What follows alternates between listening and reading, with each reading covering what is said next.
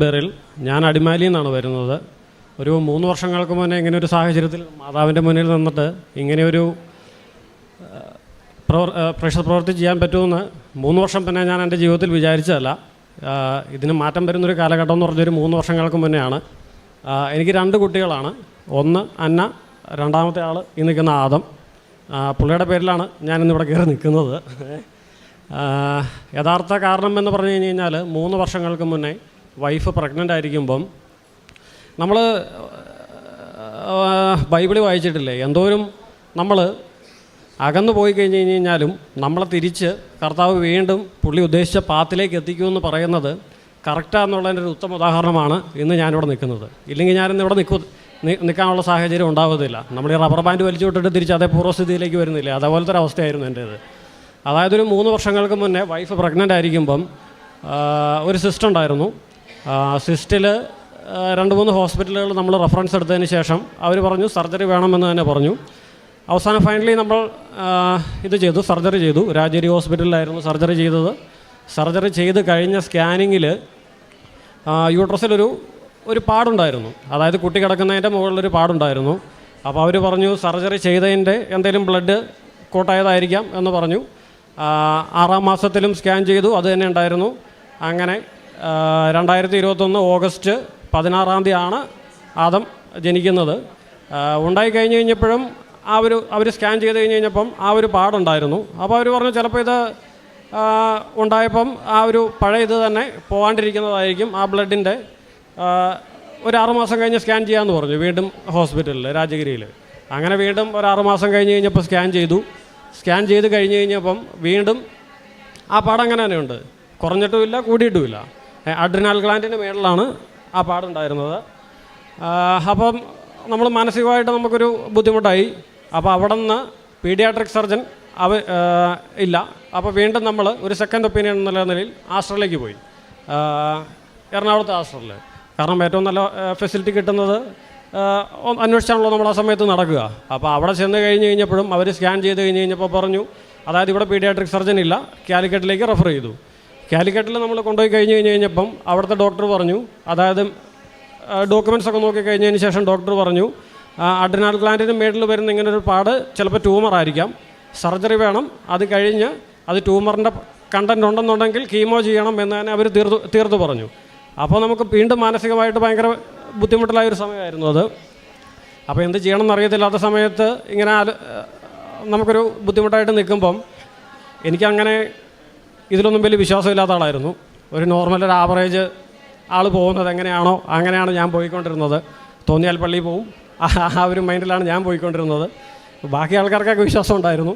അപ്പം വൈഫ് പറഞ്ഞു ഉടമ്പടി എടുക്കാമെന്ന് പറഞ്ഞ് ചില സാഹചര്യങ്ങൾ നമ്മളെ വിശ്വാസിയാക്കും. അതായത് നമുക്ക് ഒരു ക്രിട്ടിക്കൽ പോയിന്റിൽ വരുമ്പോൾ ചിലപ്പോൾ നമ്മൾ അറിയാണ്ട് തന്നെ ഒരു വിശ്വാസിയായി പോകുന്നൊരു സന്ദർഭം.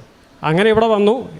ഡിസംബർ മാസത്തിലാണ് ഞാൻ തന്നെയാണ് ഉടമ്പടി എടുത്തത്. ഉടമ്പടി എടുത്തതിന് ശേഷം മാനസികമായിട്ട് നമ്മൾ തയ്യാറെടുത്തതിന് ശേഷം വീണ്ടും സർജറിക്കായിട്ട് കാലിക്കറ്റ് ചെന്നു. കാലിക്കറ്റ് ചെന്ന് കഴിഞ്ഞപ്പോൾ സർജറിയുടെ ഡേറ്റ് അവർ ഫിക്സ് ചെയ്തു. സർജറിയുടെ ഡേറ്റ് ഫിക്സ് ചെയ്യുമ്പോൾ കുട്ടിക്ക് അന്ന് ഏകദേശം 6 മാസം പ്രായമുള്ളൂ. 6 മാസം പ്രായമായതിൻ്റെ പേരിൽ 3 ഡോക്ടർമാർ വേണം ഈ സർജറി ചെയ്യണമെങ്കിൽ. അപ്പോൾ ഈ സർജറി ചെയ്യാൻ വേണ്ടിയിട്ട് 2 ഡോക്ടർ വന്നു, 1 ഡോക്ടർ വന്നില്ല. അത് കഴിഞ്ഞ് ഉച്ച കഴിഞ്ഞത്തെ 3 മണിക്കത്തേക്ക് അത് പോസ്റ്റ്പോൺ ചെയ്ത് വെച്ചു. 3 മണിക്കും വേറെ 2 ഡോക്ടർ വന്നു, അനസ്തേഷ്യസ്റ്റ് വന്നില്ല.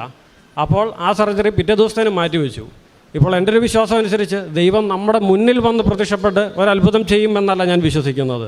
കാരണം മുന്നിൽ വന്നു വിട്ട് കഴിഞ്ഞ് കഴിഞ്ഞാൽ വീണ്ടും നമ്മൾ ഓരോ കാര്യങ്ങൾ ചോദിച്ച് ബുദ്ധിമുട്ടിക്കും.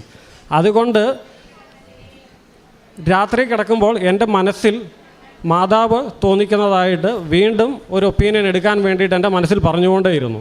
രാവിലെ വൈഫ് പറഞ്ഞു അതിൻ്റെ അതൊന്നും ആവശ്യമില്ല, ഇവിടെ നിന്ന് സർജറി ചെയ്യാം എന്ന് പറഞ്ഞു.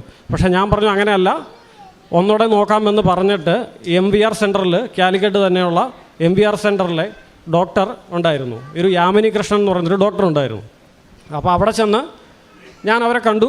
അപ്പോൾ ഈ ഹോസ്പിറ്റലിൽ അവർ പറഞ്ഞു ഉടൻ തന്നെ സർജറി ചെയ്യണം, ഇല്ലെങ്കിൽ കോംപ്ലിക്കേഷൻ ആവും, എന്താ ചെയ്യേണ്ടതെന്ന് ചോദിച്ചു. നമ്മൾ പറഞ്ഞു ഇല്ല, എനിക്കൊരു ഈവനിങ് വരെ ടൈം വേണം എന്ന് പറഞ്ഞതിന് ശേഷം അവിടെ നിന്ന് ഞാൻ ഇറങ്ങി MVRൽ ചെന്നു.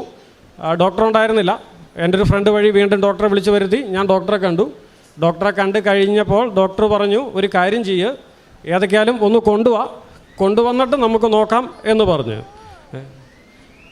അങ്ങനെ അവിടെ നിന്ന് ഡിസ്ചാർജ് ചെയ്ത്, നമ്മൾ ഓരോ വഴികൾ നോക്കുമല്ലോ, ഡിസ്ചാർജ് ചെയ്ത് MVRൽ ചെന്നു. കുട്ടിയെ കണ്ടു കഴിഞ്ഞ് കഴിഞ്ഞപ്പോൾ ഡോക്ടർ ടെസ്റ്റ് റിസൾട്ടെല്ലാം നോക്കി, അവരും സ്കാൻ ചെയ്തു. ഡോക്ടർ പറഞ്ഞു, ഒരു കാര്യം ചെയ്യുക, നമുക്കൊരു 6 മാസം കൂടെ ക്ഷമിക്കാം, ആ 6 മാസം കഴിഞ്ഞിട്ട് അതങ്ങനെ തന്നെ ഉണ്ടെന്നുണ്ടെങ്കിൽ വീണ്ടും നമുക്ക് സർജറിയിലേക്ക് പോകാമെന്ന് പറഞ്ഞു.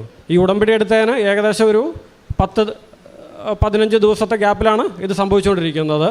അപ്പോൾ എനിക്ക് വിശ്വാസമുണ്ടായിരുന്നു.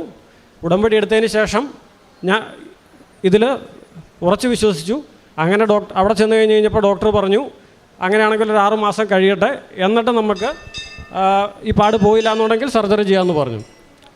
ഞാൻ എൻ്റെ മനസ്സിൽ അന്നേരം ഓർത്തൊരു കാര്യമെന്ന് പറഞ്ഞു കഴിഞ്ഞാൽ, ഇവിടെ ഉടമ്പടി എടുക്കാൻ വരുന്ന സമയത്ത് അച്ഛനെ കാണാൻ പറ്റാഞ്ഞ ഉടമ്പടി എടുത്തു. അച്ഛനെ എൻ്റെ ഉള്ളിലെ ഒരു പ്രതീക്ഷ എന്തിരുന്നിരുന്നു വെച്ച് കഴിഞ്ഞാൽ, അച്ഛനെ കണ്ടു കഴിഞ്ഞപ്പോൾ ഇവിടെ ഞാൻ വന്നു, ഉടമ്പടി എടുത്തു കഴിഞ്ഞ് അച്ഛനെ കാണാൻ ബുദ്ധിമുട്ടായിരുന്നു.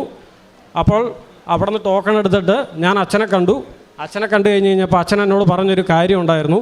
നമ്മുടെ കാര്യങ്ങൾ അച്ഛനോട് പറഞ്ഞു കഴിഞ്ഞപ്പോൾ അച്ഛൻ പറഞ്ഞു, നിനക്ക് ഉള്ള കുട്ടിയാണെന്നുണ്ടെങ്കിൽ ദൈവം ഇതിനെ നിനക്ക് തരും. അച്ഛൻ ഇവിടെ നിന്നുകൊണ്ട്, ഈ പൊസിഷനിൽ നിന്നുകൊണ്ടാണ് എന്നോട് പറഞ്ഞത്. അതായത് അത് എക്സാമ്പിളായിട്ട് കാണിക്കാൻ വേണ്ടിയിട്ട് അച്ഛൻ്റെ തന്നെ റിയൽ ജീവിതത്തിൽ നിന്നൊരു ഉത്തമ ഉദാഹരണോടെ പറഞ്ഞു. അത് കറക്റ്റ് അന്നത്തെ ഒരു മൈൻഡിൽ ഞാൻ ഓർക്കുന്നില്ല. അച്ഛൻ്റെ പെങ്ങടെയോ ആങ്ങടെയോ ഒരു കുട്ടിയുടെ ഒരു എക്സാമ്പിളാണ് അച്ഛൻ എന്നോട് പറഞ്ഞത്. അപ്പോൾ അച്ഛൻ ഈ കാര്യം അവരോടും പറഞ്ഞിരുന്നു. അപ്പോൾ അച്ഛൻ പറഞ്ഞു, നിനക്കുള്ള കുട്ടിയാണെന്നുണ്ടെന്നുണ്ടെങ്കിൽ ഇത് നിനക്ക് തരും, നീ വിശ്വാസത്തോടു കൂടി പോകാമെന്ന് പറഞ്ഞു. അങ്ങനെ അപ്പോൾ അതും എൻ്റെ മനസ്സിലുണ്ട്. അങ്ങനെ ഈ ഡോക്ടർ 6 മാസം കഴിഞ്ഞപ്പോൾ ആ 6 മാസം നമ്മൾ വീണ്ടും പ്രാർത്ഥനയോട് കൂടിയിട്ട് മാതാവിൻ്റെ അനുഗ്രഹം ചോദിച്ചുകൊണ്ട് ആ 6 മാസത്തിനിടയ്ക്ക്, അതായത് അതിന് ശേഷമാണ് ഞാൻ ഞായറാഴ്ചകളിൽ എല്ലാ ദിവസവും പള്ളി പോകാൻ തുടങ്ങിയത്. എന്തെങ്കിലുമൊക്കെ ഒരു കാര്യം വേറെ ആർക്കെങ്കിലും വേണ്ടി ചെയ്യാൻ തുടങ്ങിയത് അതിന് ശേഷമാണ്. അപ്പം ചെന്നു, 6 മാസം കഴിഞ്ഞപ്പം സ്കാൻ ചെയ്തു. എന്നിട്ട് പറഞ്ഞു, ഇത് കുഴപ്പമില്ല, നമുക്കൊരു വർഷം കൂടെ ഇത് നോക്കാം. ഒരു വർഷം കഴിഞ്ഞ് സ്കാനിങ്ങിൽ എന്താണെന്ന് നോക്കിയിട്ട് നമുക്ക് സർജറി ചെയ്താം, കുഞ്ഞിക്കുട്ടിയല്ലേ, സർജറി കോംപ്ലിക്കേഷനാണെന്ന് പറഞ്ഞു. അത് കഴിഞ്ഞ് ആ ഒരു വർഷം നമുക്കറിയാവുന്ന ഒരു വിശ്വാസം ഉള്ളതുകൊണ്ട് നമുക്കത്ര ബുദ്ധിമുട്ടുണ്ടായിരുന്നില്ല. എന്നാലും മനസ്സിൻ്റെ ഉള്ളിൽ ചെറിയൊരു ഭയം ഉണ്ടായിരുന്നു. അങ്ങനെ 1.25 വയസ്സായി കഴിഞ്ഞപ്പോൾ, ഒരു വർഷം കഴിഞ്ഞപ്പം അവനെ വീണ്ടും ഈ പറയുന്ന ഹോസ്പിറ്റലിൽ MVRൽ സ്കാനിങ്ങിന് കൊണ്ടുപോയി. സ്കാനിങ്ങിൽ ഡോക്ടർ നോക്കിയിട്ട് പറഞ്ഞു, ഇപ്പോൾ ആ പാടവിടെ ഇല്ല, അത് പോയി, ഇനിയിപ്പോൾ വേറെ ഒന്നിൻ്റെ ആവശ്യമില്ല, ഒരു മരുന്ന് പോലും, അതായത് ജനിച്ച മുതൽ ആ ഒരു കാലഘട്ടം ഒരു മരുന്ന് പോലും കൊടുക്കേണ്ട വന്നില്ല, സർജറി വെച്ചിരുന്ന അവൻ അത് ഇനി സർജറി ചെയ്യേണ്ട, ആ ഒരു പ്രശ്നം തീർന്നു എന്ന് പറഞ്ഞ് നമ്മളവിടെ നിന്ന് പോരുകയാണ് ചെയ്തത്. ഇതൊരു മാതാവിൻ്റെ വലിയ അനുഗ്രഹമായിട്ട്, ഇതിൽ കൂടുതലൊരു അനുഗ്രഹം ഒരു വ്യക്തിയുടെ ജീവിതത്തിൽ കിട്ടാനില്ല എന്നുള്ളതാണ് എൻ്റെ ഒരു വിശ്വാസം. അതിന് എത്രയധികം മാതാവിനോട് നന്ദി പറഞ്ഞു കഴിഞ്ഞാലും തീരില്ല എന്ന് ഞാൻ വിശ്വസിക്കുന്നു.